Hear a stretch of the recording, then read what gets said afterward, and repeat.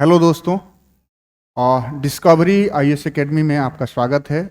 और आज का हमारा ज्योग्राफी का टॉपिक है लैटिट्यूड और लॉन्गिट्यूड। ये आपका अक्षांश और देशांतर हम लोग देखेंगे। इसमें हम लोग ये सेगमेंट में 25-25 क्वेश्चन का हम लोग सीरीज करेंगे। और इसमें एक संभावित क्वेश्चन है, उनको भी हम लोग देखेंगे। और विभिन्न कमीशन में आए हुए क्वेश्चन का इसमें टोटल कलेक्शन है। तो चलिए हम लोग चलते हैं अपने टॉपिक पे और क्वेश्चन को देखते हैं।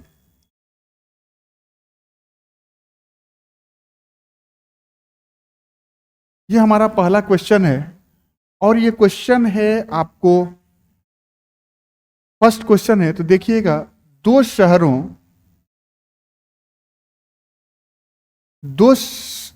शहर ए है और ये शहर ए में आपका देखिएगा तो 30 डिग्री नॉर्थ और 60 डिग्री ईस्ट, और शहर बी 30 डिग्री नॉर्थ और 80 डिग्री ईस्ट के बीच समय अंतराल कितना है।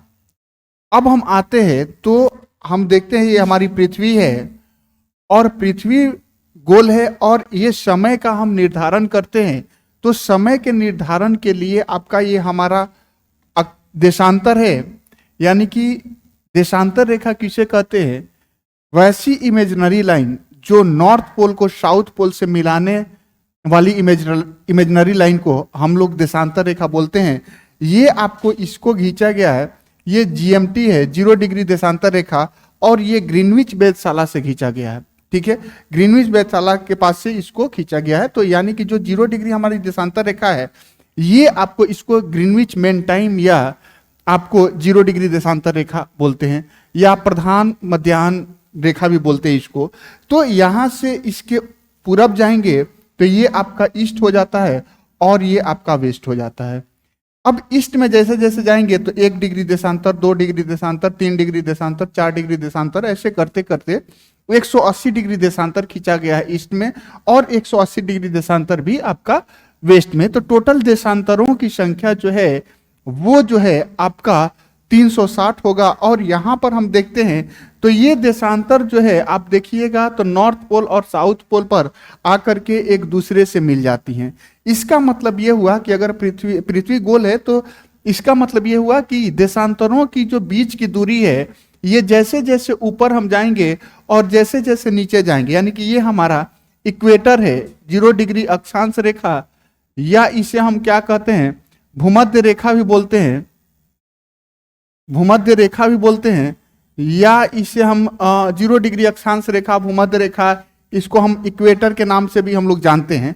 तो इक्वेटर पे दो देशांतरों के बीच की दूरी अधिकतम होती है और ये कितना होगी, यानी कि इक्वेटर पे दो देशांतरों के बीच की दूरी जो होती है वो 111.32 किलोमीटर होती है।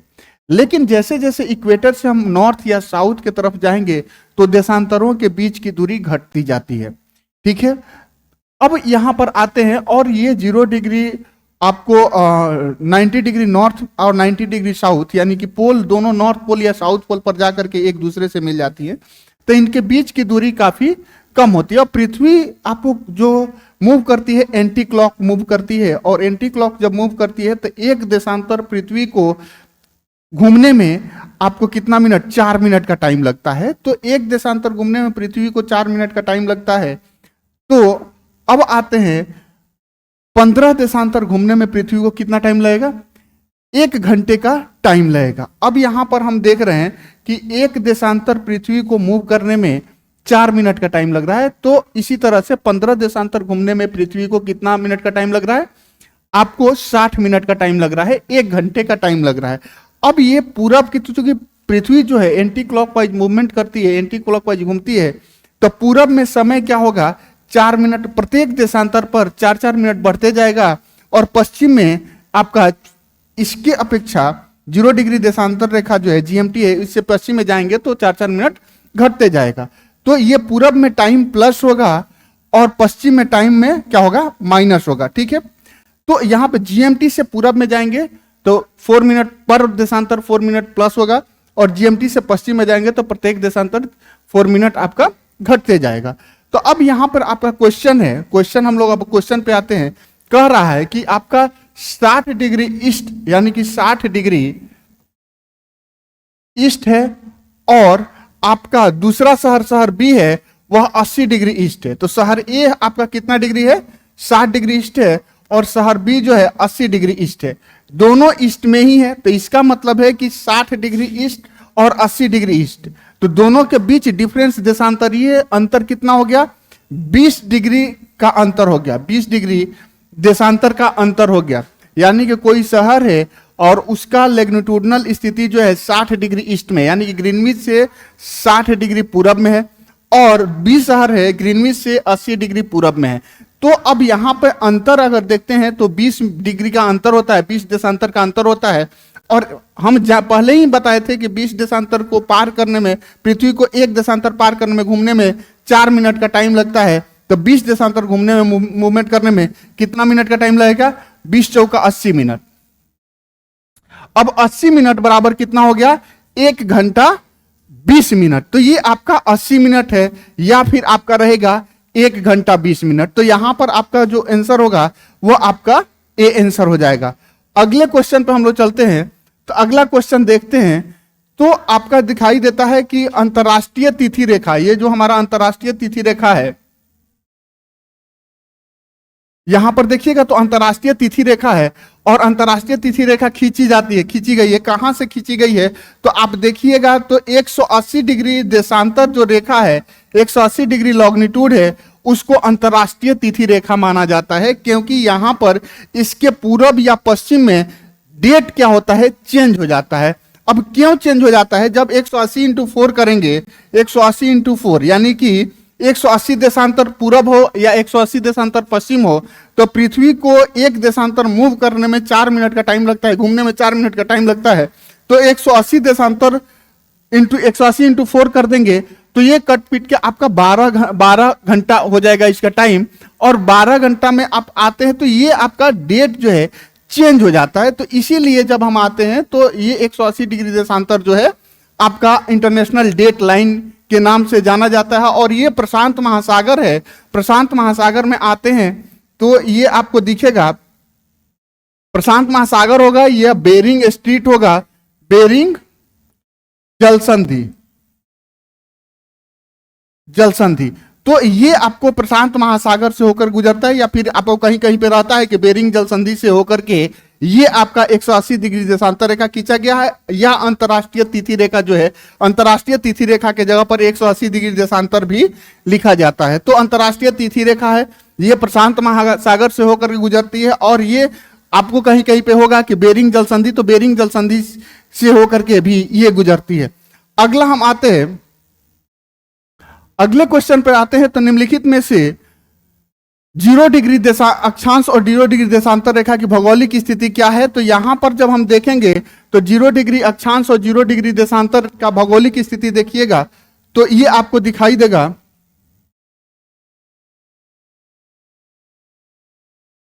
देखिए अब यहां से कई क्वेश्चन पूछे जाते हैं यहां पर कि 0 डिग्री देशांतर रेखा किन किन देशों से होकर के गुजरती है। 0 डिग्री देशांतर रेखा अर्थात जीएमटी किन किन देशों से होकर के गुजरती है।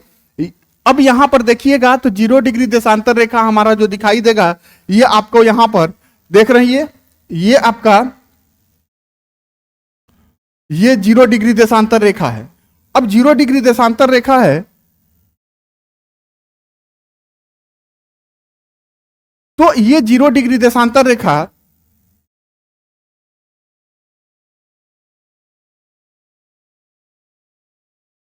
यहां पर यहां पर 0 डिग्री देशांतर रेखा है, और ये 0 डिग्री देशांतर रेखा देखिएगा तो यहां पर आपका इंग्लैंड से होकर गुजर रहा है, फ्रांस से होकर गुजर रहा है, स्पेन से होकर गुजर रहा है, फिर आपको अल्जीरिया से होकर, माली से होकर, बुर्किना फासो से होकर और घाना से होकर, इतने देशों से होकर के 0 डिग्री देशांतर रेखा गुजरती है। किन किन देशों से होकर गुजरती है, तो इंग्लैंड से होकर के गुजर रही है 0 डिग्री देशांतर रेखा। यहां पर देखिएगा तो इंग्लैंड से होकर गुजर रही है, इसके बाद से यहां पे आते हैं तो फ्रांस से होकर गुजर रही है, यहां पर स्पेन से होकर गुजर रही है, यहां पर अल्जीरिया से होकर गुजर रही है, यहां पर आप देखिएगा तो माली से, फिर बुर्किनो फासो और घाना से होकर के इतने देशों से होकर के 0 डिग्री देशांतर रेखा गुजरती है। अब यहां पर आइएगा तो 0 डिग्री देशांतर रेखा और ये आपका 0 डिग्री अक्षांश रेखा यहां पर देखिएगा तो ये दोनों यहां पर गल्फ ऑफ गिनी है और गल्फ ऑफ गिनी में 0 डिग्री देशांतर रेखा और 0 डिग्री देशांतर अक्षांश रेखा एक दूसरे को काटती है। इसका मतलब है कि जीएमटी और इक्वेटर दोनों एक दूसरे को कहां पर काटती है तो गल्फ ऑफ गिनी, और ये आपका जो है अटलांटिक ओशन का भाग है और इसको हम लोग बोलते हैं दक्षिणी अटलांटिक महासागर और इसको बोलते हैं उत्तरी अटलांटिक महासागर। 0 डिग्री के उत्तर में उत्तरी अटलांटिक महासागर और 0 डिग्री के दक्षिण में दक्षिणी अटलांटिक महासागर। तो ये आपको देखेंगे तो इतना आपको ये दिखाई देगा। अब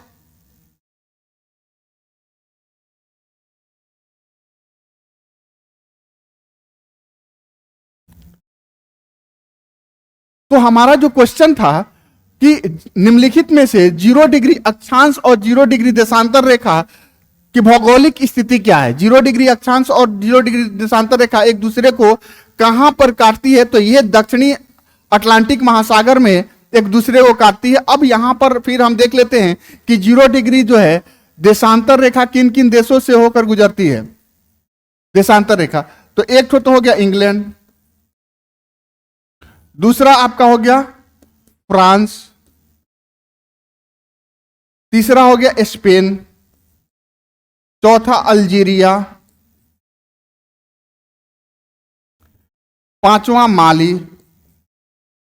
छठा बुर्किनो फासो,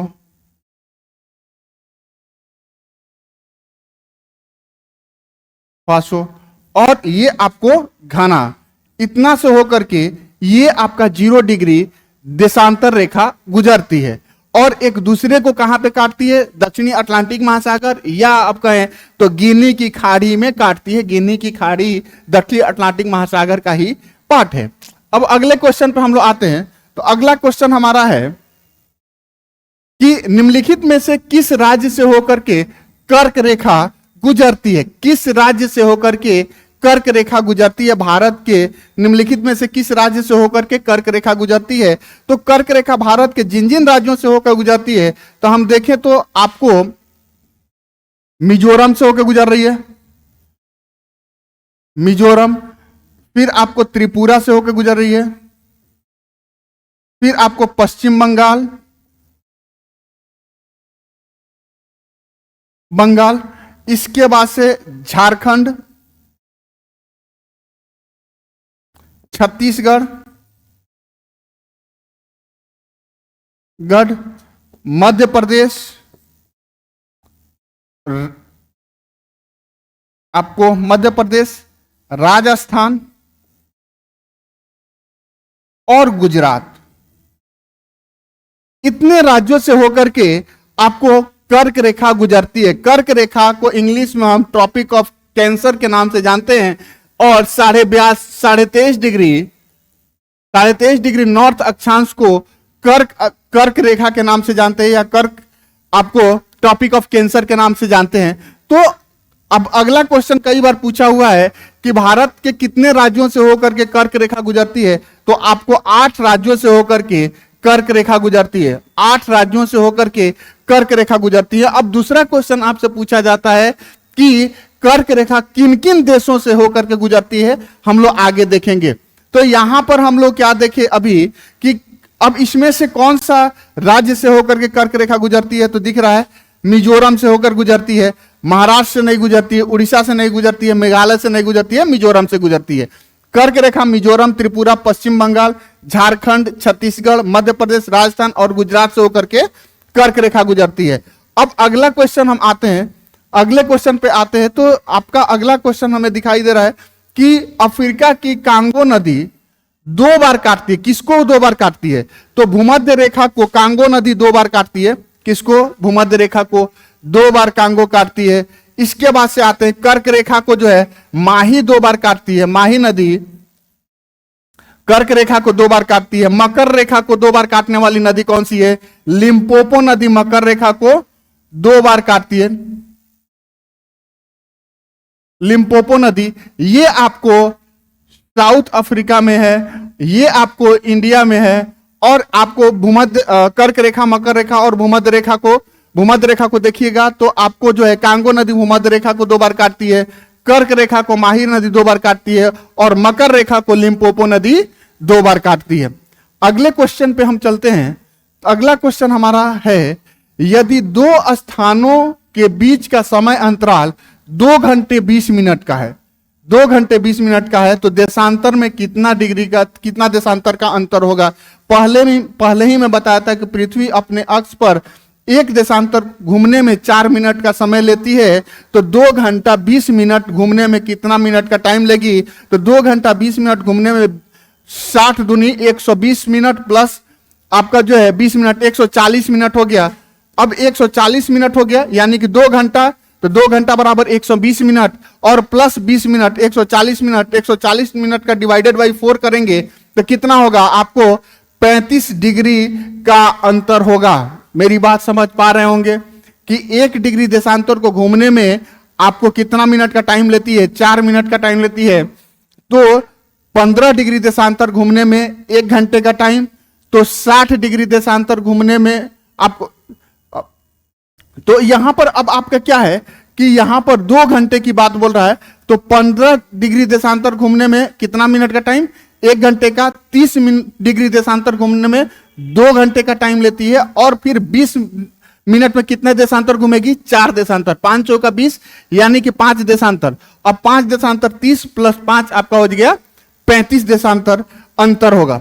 अगले क्वेश्चन में हम आते हैं, तो क्वेश्चन हमारा यह है कि ग्रीनविच किस देश में है, ग्रीनविच किस देश में है, तो ग्रीनविच आपको यूनाइटेड किंगडम में है। ये आपको यहीं से आपको जीएमटी खींचा गया है, ग्रीनविच से ही हमारा जीएमटी ग्रीनविच मेन टाइम यानी कि 0 डिग्री देशांतर खींचा गया है। अब अभी बताए थे कि 0 डिग्री देशांतर किन किन देशों से होकर के गुजरती है, तो आपको हम लोग देखे थे इंग्लैंड से होकर गुजरती है, इंग्लैंड के बाद से हम देखते हैं फ्रांस से होकर गुजरती है, फ्रांस के बाद से यहां पर देखें तो स्पेन से, इसके बाद से हम देखते हैं तो आपको अल्जीरिया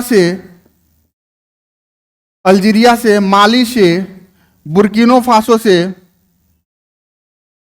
फासो और घाना से होकर के ये आपका 0 डिग्री देशांतर रेखा गुजरती है।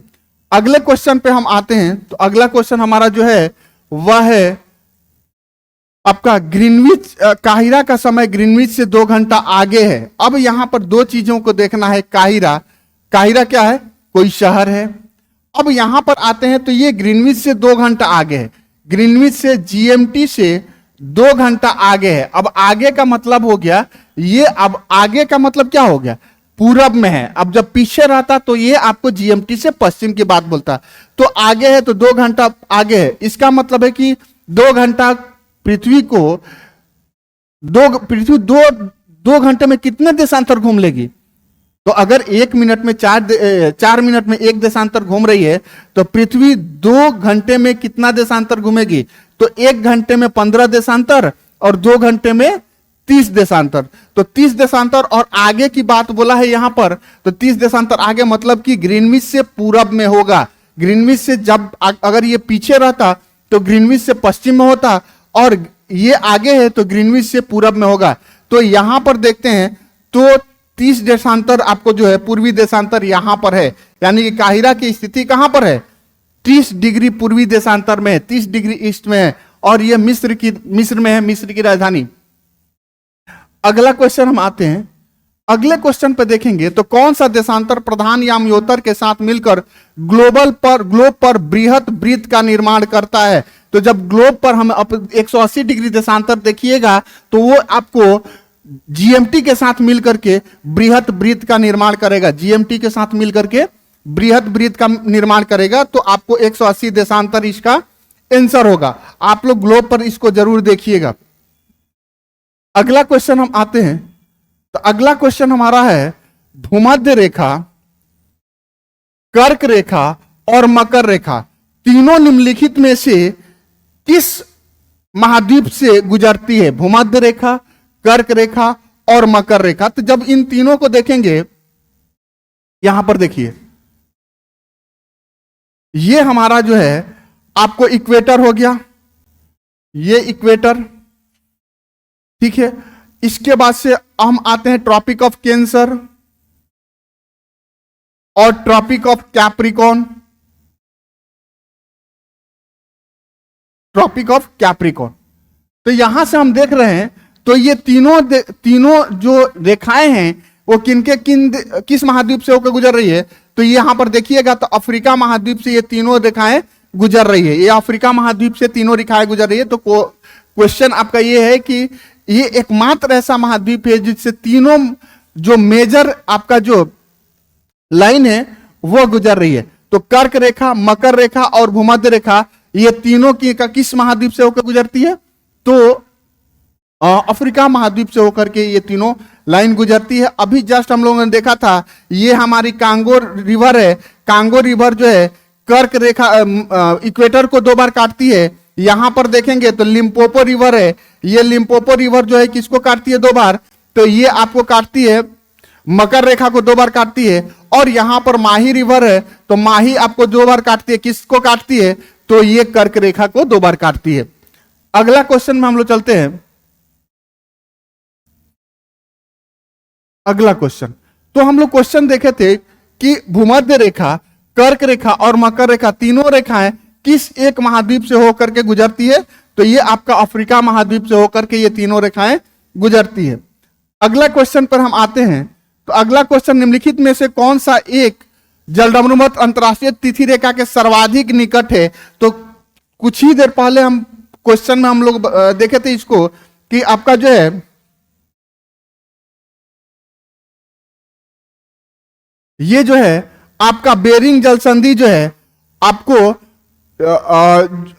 अंतरराष्ट्रीय तिथि रेखा के सबसे नजदीक है। बेरिंग स्ट्रीट जो है अंतरराष्ट्रीय तिथि रेखा के सबसे नजदीक है। अगले क्वेश्चन पर हम आते हैं। तो अगला क्वेश्चन हमारा है कि उत्तरी गोलार्ध का सबसे बड़ा दिन कौन सा होगा? यानी कि ये जो हमारा है पृथ्वी हमारी है, और यहां पर देखते हैं तो ये आपका जो है कर्क रेखा है 23.5 डिग्री नॉर्थ, 0 डिग्री और 23.5 डिग्री साउथ। अब इसको हम लोग क्या बोलते हैं? मकर रेखा बोलते हैं। इसको हम लोग कर्क रेखा बोलते हैं। और ये हमारा जो है विषुवत रेखा है। विषुवत रेखा है, तो कर्क रेखा, मकर रेखा और विषुवत रेखा। जब सूर्य कर्क रेखा के परपेंडिकुलर पड़ेगी तो यहां पर दिन सर्वाधिक लंबी होगी। जब सूर्य आपको मकर रेखा के पर परपेंडिकुलर पड़ेगी तो वहां पर दिन जो है आपको सर्वाधिक लंबा होगा। तो सूर्य जो है कर्क रेखा पर 21.5 जून को परपेंडिकुलर चमकते हैं, सिर पर चमकते थे, इसलिए 21 जून को उत्तरी गोलार्ध में सबसे लंबा दिन होगा। और 22 दिसंबर को दक्षिणी गोलार्ध में सबसे लंबा दिन होता है। अगले क्वेश्चन पे हम आते हैं। अगला क्वेश्चन हमारा है, देखिएगा, ग्रीनविच जीएमटी तथा भारतीय आईएसटी के बीच समय अंतराल कितना है? जीएमटी और आईएसटी के बीच समय अंतराल, तो जीएमटी और आईएसटी यानी कि ग्रीनविच मेन टाइम। अब यहां पर हम लोग अभी देखे थे कि ग्रीनविच मेन टाइम को 0 डिग्री देशांतर रेखा, 0 डिग्री देशांतर रेखा भी बोलते हैं। यह कहां से खींचा गया है? इंग्लैंड के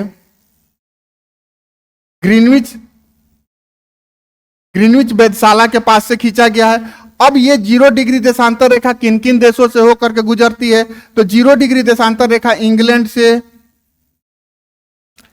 फ्रांस से, फिर आपको स्पेन से, फिर हम देखते हैं तो अल्जीरिया से, माली से, बुर्किनो फासो से और घाना से होकर के 0 डिग्री देशांतर रेखा गुजरती है।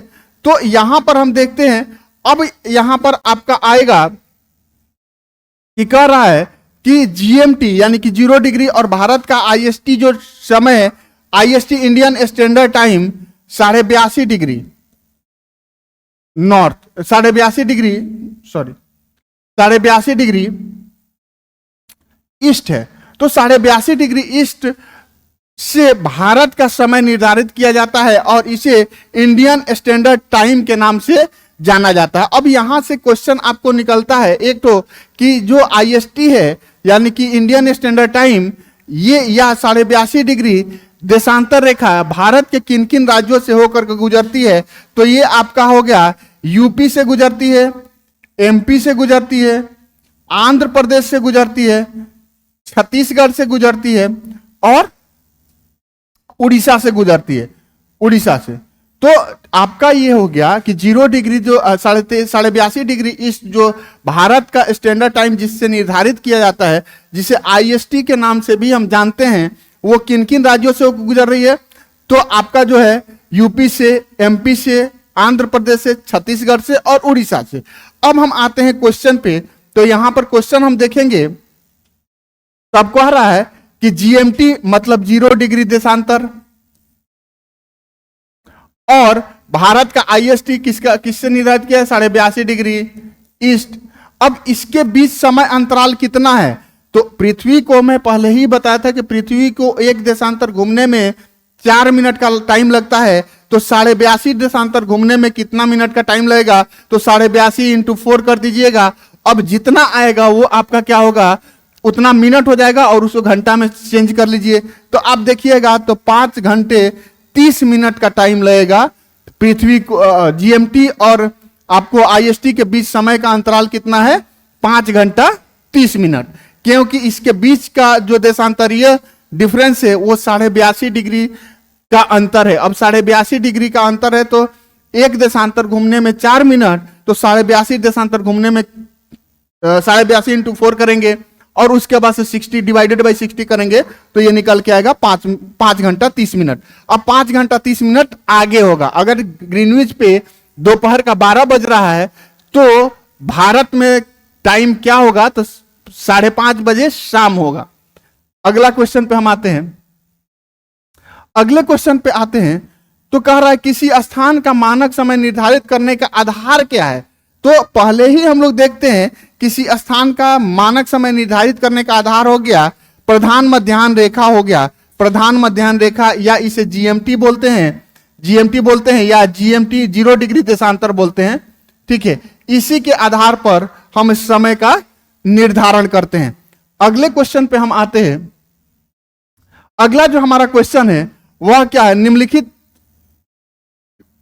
निम्नलिखित में से अंतरराष्ट्रीय तिथि रेखा कौन सी है। अंतरराष्ट्रीय तिथि रेखा तो पहले ही बताए थे कि हम लोग इसके पहले ही चर्चा किए थे कि 180 डिग्री देशांतर जो है अंतरराष्ट्रीय तिथि रेखा है। ये बेरिंग जल संधि जो है, बेरिंग जल संधि के नजदीक है। और बेरिंग जल संधि के बारे में हम अगर देखें, बेरिंग जल संधि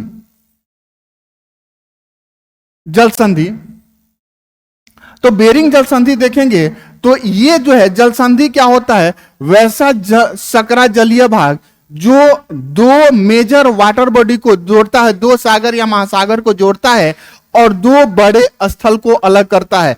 तो ये बेरिंग जल संधि जो है आप देखेंगे तो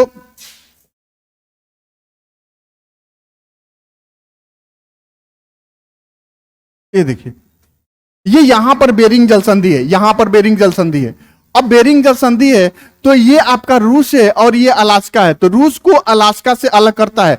अब बात आती है कि अलास्का और ये आपका यूनाइटेड स्टेट दोनों एक ही कलर का दिख रहा है, तो ये आपका जो है यूनाइटेड स्टेट का ही एक राज्य है, कौन, अलास्का। अब हम जान रहे हैं कि यूएसए में अपना 50 स्टेट है, यूएसए 50 स्टेट है, जिससे भारत के अपने स्टेट है, बिहार हो गया, झारखंड हो गया, उसी तरह से यूएसए में 50 स्टेट है और इन्हीं 50 स्टेटों में से एक अलास्का है जो यूएसए का सबसे बड़ा स्टेट है, यूएसए का सबसे बड़ा स्टेट है। अब यहीं पर आप देखिएगा तो यहां पर बेरिंग जल संधि है और बेरिंग जल संधि से यहीं से देखिएगा तो 180 डिग्री देशांतर इसके पास से ही होकर के आपका 180 डिग्री देशांतर गुजरा हुआ है, ठीक है।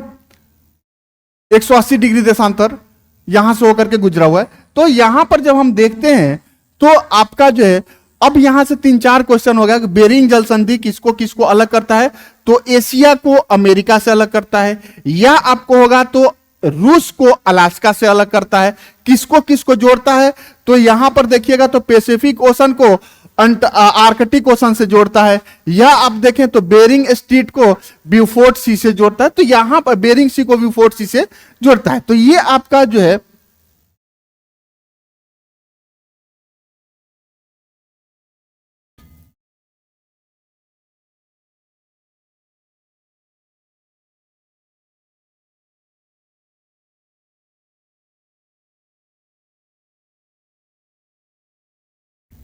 चलिए अब यहां पर दिख गया ये अंतरराष्ट्रीय तिथि रेखा। अब अगले क्वेश्चन पर हम लोग आते हैं। तो अगला क्वेश्चन है हमारा कि उपोष्ण उच्च दाब के कटिबंधों को किस नाम से पुकारते हैं। उपोष्ण उच्च दाब के कटिबंधों को अश्व अक्षांश के नाम से हम लोग जानते हैं। उपोष्ण उच्च दाब के कटिबंधों को अश्व अक्षांश के नाम से जानते हैं। अब अगला क्वेश्चन है, अगला क्वेश्चन हमारा क्या है, यह है कि कर्क रेखा नहीं गुजरती है। कहां से नहीं गुजरती है, कर्क रेखा कहां से नहीं गुजरती है, तो पहले ही हम लोग देख चुके हैं कि भारत से गुजरती है। भारत के कितने राज्यों से होकर गुजरती है, 8 राज्यों से होकर के गुजरती है। और ये जो 8 राज्य हैं कौन कौन से हैं, तो ये आपको है मिजोरम है, मिजोरम, त्रिपुरा, पश्चिम बंगाल, फिर आपको आते हैं झारखंड, झारखंड, छत्तीसगढ़, मध्य प्रदेश, राजस्थान और गुजरात। गुजरात से होकर गुजरती है। तो इन 8 राज्यों से होकर के कौन सा कर्क रेखा गुजरती है। कर्क रेखा का मतलब हो गया 23.5 डिग्री नॉर्थ अक्षांश को हम लोग कर्क रेखा के नाम से जानते हैं। अब ये बांग्लादेश से भी गुजरता है, म्यांमार से भी गुजरता है, पाकिस्तान से कर्क रेखा नहीं गुजरता है। ठीक है, तो आंसर क्या हो जाएगा हमारा, आंसर हमारा हो जाएगा पाकिस्तान। अगला क्वेश्चन हम आते हैं। तो अगला क्वेश्चन है कि प्रधान याम्योत्तर रेखा कहां से गुजरती है। प्रधान याम्योत्तर रेखा निम्नलिखित में से किससे गुजरती है। अब ये प्रधान याम्योत्तर रेखा को हम लोग क्या बोलते हैं, जीएमटी भी बोलते हैं, या आपको 0 डिग्री देशांतर रेखा भी बोलते हैं, 0 डिग्री देशांतर रेखा भी बोलते हैं। और मैंने कई बार अभी भी बता चुका हूं कि 0 डिग्री देशांतर रेखा जो है कहां किन किन देशों से होकर गुजर रही है, तो ये आपको इंग्लैंड से होकर गुजर रही है, इंग्लैंड से, इसके बाद से फ्रांस से, फ्रांस के बाद से स्पेन से, स्पेन के बाद से अल्जीरिया से, अल्जीरिया, फिर माली, बुर्किनो फासो, बुर्किनो फासो और घाना से होकर के गुजरता। अब इसका लोकेशन भी हम लोग अभी जस्ट देखे हुए हैं। तो इनमें से प्रधान याम्योत्तर कहां से, अल्जीरिया हो गया और फ्रांस हो गया। पुर्तगाल से नहीं गुजरती है और नाइजीरिया से नहीं गुजरती है। तो आंसर क्या होगा, 1 और 2 हो जाएगा। तो आंसर फर्स्ट आपका आंसर सही हो जाएगा। मैं बार बार इसलिए लिख रहा हूं ताकि इसको वीडियो को आप देखते हुए ही कंसंट्रेट होकर के देखिएगा, तो आपको ये याद हो जाएगा। मेरे लिखने का बार बार लिखने का यही उद्देश्य है। ठीक है, अगला क्वेश्चन हम आते हैं। अगले क्वेश्चन पर हम आते हैं, यदि किसी जगह का स्थानीय समय प्रातः 6 बजा है जबकि ग्रीनविच पर जीएमटी पर 3 बजा हो। ठीक है, स्थानीय समय सुबह का 6 है और ग्रीनविच पर 3 बजा हो, तो वो उस देशांतर, वह देशांतर कितना डिग्री देशांतर पर होगा। अब यहां पर आते हैं, कह रहा है कि जीएमटी पर कितना बज रहा है, सुबह का 3 PM। और किसी का स्थानीय समय कितना है, स्थानीय समय कितना हो रहा है, सॉरी जीएमटी पर आपका हो गया 3 AM हो रहा है और स्थानीय समय कितना है, 6 AM हो रहा है। तो कह रहा है कि उस जगह की देशांतर रेखा क्या होगी। अब ये जीएमटी से 3 घंटा आगे है, इसका मतलब है कि ये पूर्वी देशांतर में होगा, पूर्वी गोलार्ध में होगा। ठीक है, अब 3 घंटा आगे है, तो इसका मतलब है इसके बीच में कितना घंटा का अंतर, 3 आवर का 3 आवर्स का अंतर हो गया। और एक घंटा में कितना देशांतर पृथ्वी मूव कर जाती है? 15 देशांतर। 15 देशांतर, ठीक है। अब 15 देशांतर यानी कि 1 मिनट में 4 देशांतर, 4 मिनट में 1 देशांतर, तो आपको 1 घंटा में 15 देशांतर, तो 3 घंटा में कितना? 45 देशांतर। और बात आती है कि ये पूरब में होगा या पश्चिम में होगा, पूर्वी गोलार्ध में होगा या पश्चिमी गोलार्ध में होगा। तो यहां पर देखिएगा तो अंतर क्या दिया हुआ है? 3 घंटा जीएमटी से 3 घंटा आगे है, यानी कि जीएमटी पे 3 बज रहा है तो वहां पर 6 बज रहा है, तो 3 घंटा आगे। इसका मतलब है कि ये पूर्वी देशांतर पे पड़ेगा, तो 45 डिग्री क्या होगा? पूर्व हो जाएगा। अगले क्वेश्चन पे हम आते हैं। अगला क्वेश्चन हम लोग देखते हैं, तो ये क्वेश्चन हमारा है, भूमध्य रेखा निम्नलिखित में से किस देश से होकर नहीं गुजरता है? भूमध्य रेखा निम्नलिखित में से किस देश से नहीं गुजरता है? तो भूमध्य रेखा केन्या से गुजरता है, इंडोनेशिया से भी गुजरता है, ब्राजील से भी गुजरता है, और मैक्सिको से नहीं गुजरता है। तो ये आपका हो गया, मैक्सिको से नहीं गुजरता है। यहां पर देखिएगा तो ये देखिए, हम आते हैं इक्वेटर, तो ये इक्वेटर देखिएगा तो यहां पे किन किन देशों से होकर गुजर रहा है? तो यहां पर देखिएगा तो इक्वाडोर से गुजर रहा है, कोलंबिया से गुजर रहा है, ब्राजील से गुजर रहा है। अब यहां पर आते हैं तो गेबन से गुजर रहा है, कांगो से गुजर रहा है, डेमोक्रेटिक कांगो से गुजर रहा है, फिर यहां पर आपको यहां पर केन्या से गुजर रहा है, सोमालिया से गुजर रहा है, तो इन देशों से, फिर इंडोनेशिया से गुजर रहा है। तो भूमध्य रेखा किन किन देशों से गुजर रहा है ये हम देख रहे हैं। और यहां पर जब मैक्सिको में देखेंगे तो मैक्सिको से आपको जो देखिएगा ये मैक्सिको है, और मैक्सिको से ट्रॉपिक ऑफ कैंसर गुजरता है। ट्रॉपिक ऑफ कैंसर मैक्सिको से गुजरता है।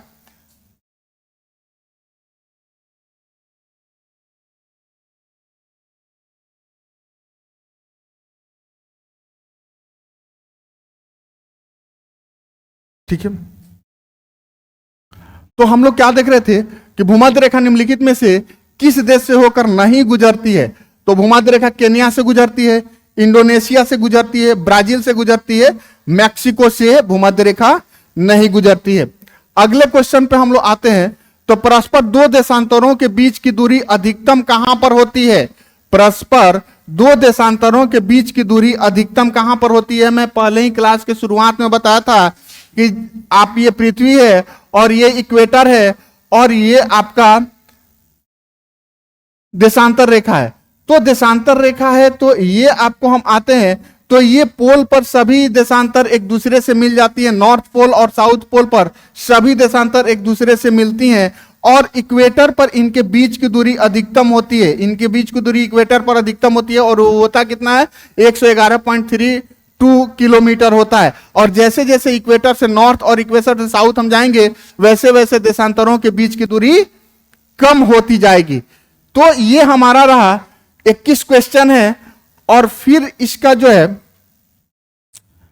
हम लोग इसके अगले पार्ट में फिर रेस्ट क्वेश्चन हम करेंगे इसका।